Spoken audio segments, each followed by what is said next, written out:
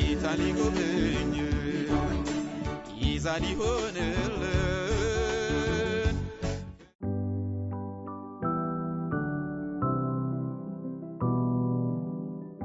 ሰላም ልጆች እንኳን አደረሳችሁ።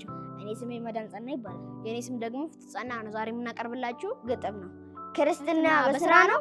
ኖ አይደለም፣ በጸጋ ነው። በሕጉ ቃል የታበዩ ከዓለም ሕዝብ የተለዩ የአብርሃም ዘር ምርጥ ልጆች ካልገደልን ብሎ ባዮች በጥፍራቸው ለማይነኩት በሕዝቡ ላይ ሸክም ጥለው በጦማቸው የሚኩራሩ ስለ ጽድቃቸው ሲያወሩ የኃጢአተኞች ወዳጅ ለተጠቁት ወገን ደራሽ የታሰሩትን ሊፈታ ጌታ ሰው ሆኖ መጣ። አማኑኤል ተወለደ፣ እግዚአብሔር ሊያድን ወረደ። ተጨነቀ፣ ተሰቃየ፣ ተተፋበት፣ ተወገረ፣ በመስቀል ላይ ተቸነከረ። እና ታዲያ ክርስትና በስራ ነው? ኖ አይደለም፣ በጸጋ ነው።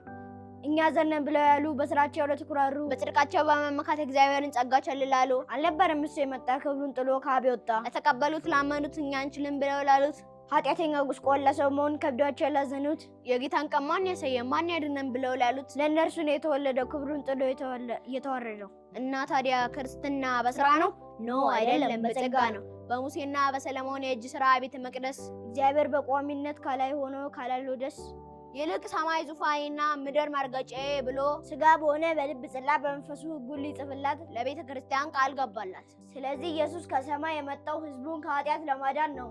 መንግስተ ሰማያት ቀርባለች፣ ንስሐ ግቡ ታጠቡ።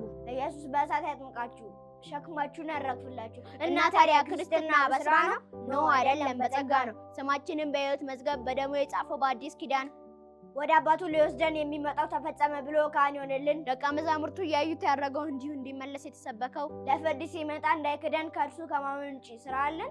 ያለ እምነት እግዚአብሔርን ማስደሰት፣ ያለ ስራ እምነትን ማሳየት፣ ያለ ትእዛዝ ፍጻሜ ብዙ ፍሬ አይታሰብምና ዛሬ ደቀ መዛሙርቱ ይለምናሉ፣ ጸጋን ከሚሰጠው ፊት ይንበረከካሉ። ስለዚህ ታዲያ ክርስትና በስራ ነው? ኖ አይደለም፣ በጸጋ ነው። በጨለማ ላይ ብርሃን ያበራ ክብሩን እውቀት የገለጠ ማንነቱን ለኛ ያሳወቀ የኃጢአትን ማሰሪያ የቆረጠ ተወልዶልናል ስጦታ ሞቶልናል በጎልጎታ መስቀሉ ለኛ ኃይል ነው ደስታችን ሙሉ ነው በጌታ። እና ታዲያ ክርስትና በስራ ነው?